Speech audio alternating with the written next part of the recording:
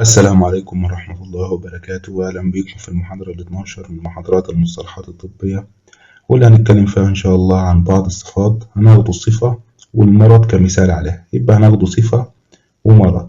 طبعا أمراض سهلة أكيد، أنت عدت عليك قبل كده وأكيد سمعتها قبل كده. مش هتبقى أمراض يعني صعبة، وأمراض في إطار المحتوى اللي إحنا خدناه.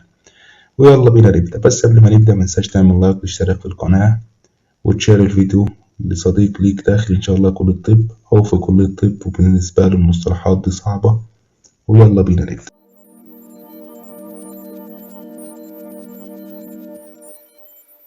أولا تبقى محاضرة رقم 9 اللي هي كانت آخر محاضرة في الأبنديكولار سكيلتون. طبعا أول سؤالين كانوا سهلين يعني مفهومش أي حاجة. تالت سؤال بس هو اللي فيه فكرة.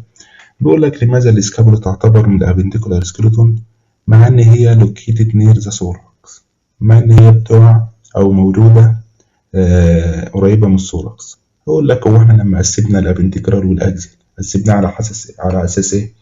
على حسب الفانكشن، الوظيفة. اللي بيحمي يبقى بنتكلر يبقى أكزيال، واللي مسؤول عن أطراف الحركة يبقى بنتكلر. اللي موجود في المحور أكزيال، اللي موجود في الأطراف يبقى بنتكلر.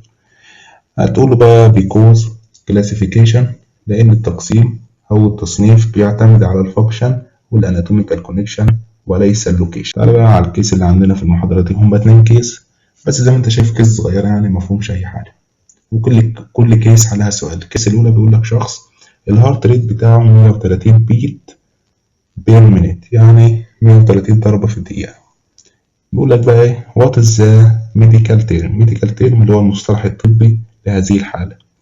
تاني كيس بيقول لك إن شخص عنده الضغط بتاعه اللي هو البلاد بريشر 160 على 100. بيقول لك برضه وات از ذا موست لايكلي كونديشن.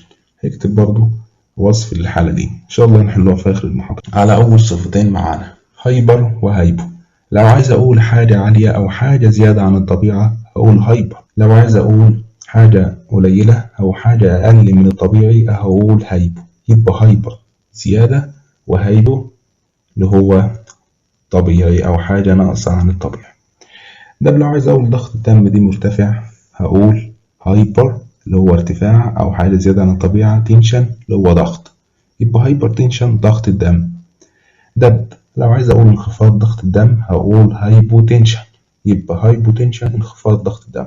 طبعا على أساس من إيه بنقول هايبو وهايبر؟ مش لازم يكون عندي ليميت، عندي نورمال أو عندي حاجة طبيعية أقيس عليها. لو ارتفعت عنها يبقى هايبر، لو انخفضت يبقى هايبو.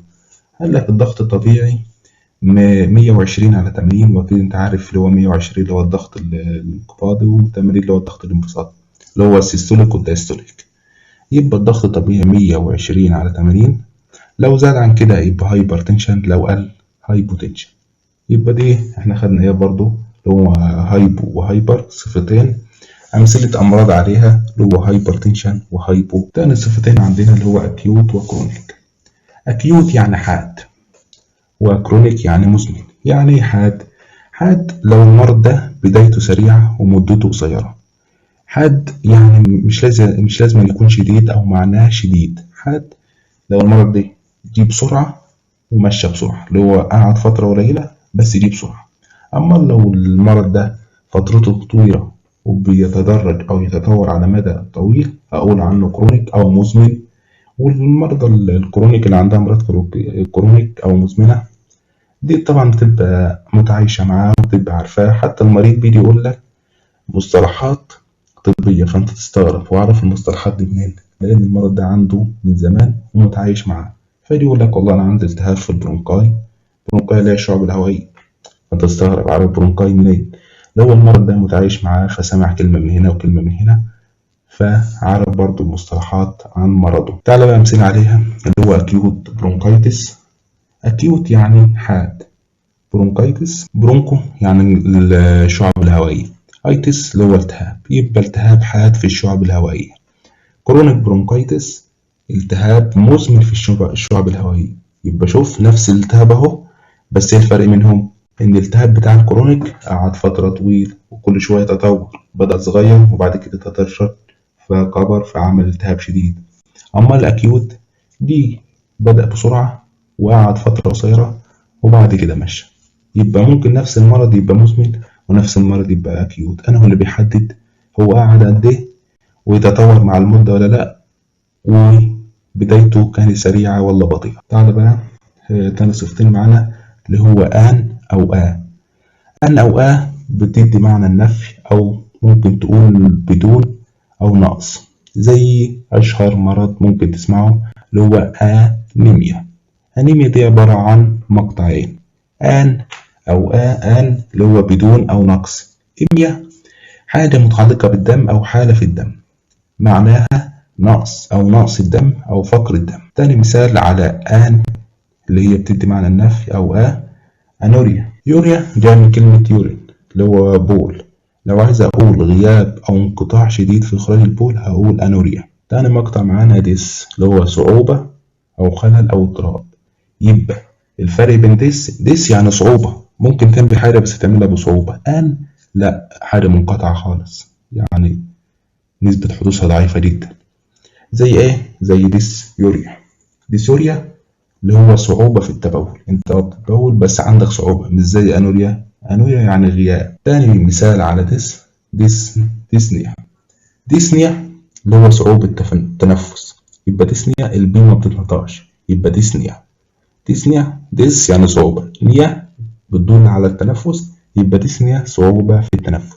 يبقى تاني صفتين معانا آن أو برضه بيدي معنى النفي أو دون.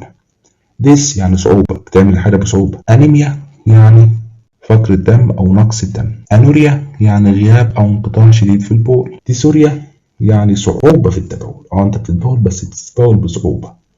ديسيميا يعني صعوبة في التنفس. دي صعوبة، نيا يعني تنفس. آخر مقطعين معانا عندنا اللي هو تاكي وبرادي. أكيد يعني كنت سمعتهم في محاضراتنا، كنا اديتك نبذة عنهم في محاضرات قبل كده. تاكي يعني سريع، برادي يعني بطيء. لو عايز أقول تسارع في ضربات القلب هقول تاكي، وقلب كارديا يبقى تاكي كارديا. لو عايز أقول بطء ضربات القلب هقول برادي كارديا. ده على أساس إيه برضه بنحدد. يبقى أنت كده عايزك تطلع بالمعلومة دي. لو هتبدأ تقارن بطيء سريع يبقى عندك النورمال الطبيعي اللي بتقيس عليه. على أساس إيه أنا قلت ده بطيء، وعلى أساس إيه أنا قلت سريع؟ والله القلب بيدق من 60 ل 100 ضربة في الدقيقة. يبقى القلب بيدق أو الهارت ريت معدل ضربات القلب من 60 ل 100، على عكس الضغط كان 100 على 80، مش 100 إلى 80، لا، مش 120 إلى 80، لا، كان الضغط الانقباضي أو السيستوليك 120 والضغط الانبساطي أو الدايستوليك اللي هو 80. أمال دي من 60 ل 100 ضربة في الدقيقة كده الطبيعي. قل عن كده يبقى برادي، زاد عن كده يبقى تاكي. تمام. تعالى بقى نراجع على كل اللي احنا خدناه. قلنا عندنا هايبو وهايبر. هايبو قليل او بتدل على نقص عن الطبيعي. هايبر زيادة عن الطبيعي. لو عاوز اقول هايبوتنشن والله يقول المعدل الطبيعي، ولو قليل هقول هايبو. المعدل الطبيعي من 120 ل 80، قليل عن 120 ل 80 يبقى هايبوتنشن، زيادة هايبرتنشن. بعد كده قلنا اكيوت وكرونيك. ده اللي بيحدد والله لو بدأ سريع وماشي سريع أكيوت، كرونيك متعايش معاه وبيتدرج وبيتطور مع المدة، يبقى دي كرونيك. تاني حاجة قلنا ديس وآن أو آن أو بتدي معنى النفي، زي أنيميا نقص الدم. ديس يعني صعوبة، زي ديسوريا. ديسوريا يعني صعوبة في التبول. تاني حاجة قلنا تاكي وبرادي. تاكي يعني سريع، برادي يعني بطيء. لو عايز اقول زياده في ضربات القلب او نقص في ضربات القلب تقول لي والله ما اعرف، قول لي الطبيعي بتاعه، ولو نقص عن الطبيعي يبقى برادي، زياده عن الطبيعي يبقى تاكي. قلت لك الطبيعي من 60 ل 100 ضربه في الدقيقه، على عكس الضغط كان بيتقاس بالزئبق، حتى تلاقي رمز الزئبق في التمييز بتاعه. يبقى ضغط 120 على 80. أمال الهارت ريت أو معدل ضربات القلب أو القلب بيضرب كام ضربة في الدقيقة؟ من 60 ل 100 ضربة في الدقيقة. يبقى كده ملخص محاضرتنا. تعالى بقى نحل الكيس. والأول كيس عندنا بيقول لك شخص راح للكلينيك مع هارت ريت اللي هو معدل ضربات القلب 130 بيت بير مينيت، يعني 130 ضربة في الدقيقة. هو الطبيعي كان كام؟ الطبيعي ضربات القلب من 60 ل100. طب دي 130 يبقى عنده تاكي كارديا. تاني كيس بيقول لك A 55-year-old patient physically A routine check out، يعني بيعمل كده فحص كده معتاد كل يوم، يعني يروح من الفحص، لقى البلاد بريشر بتاعه 160/100. ده بالطبيعي كان كام؟ 120/80. ده دي 160/100، يبقى عنده هايبرتنشن. مفهومش أي صعوبة. الواجب بتاع المحاضرة دي لو عايزك تقول عدم التنفس، يعني شخص مش عارف ياخد نفسه، عدم مش صعوبة، خلي بالك، عدم اللي هو نفي. تاني واجب برضه، أو تاني سؤال في الواجب اللي هو عايزك تقول السرعة في التنفس. شخص عنده سرعة في التنفس هتقولها ازاي؟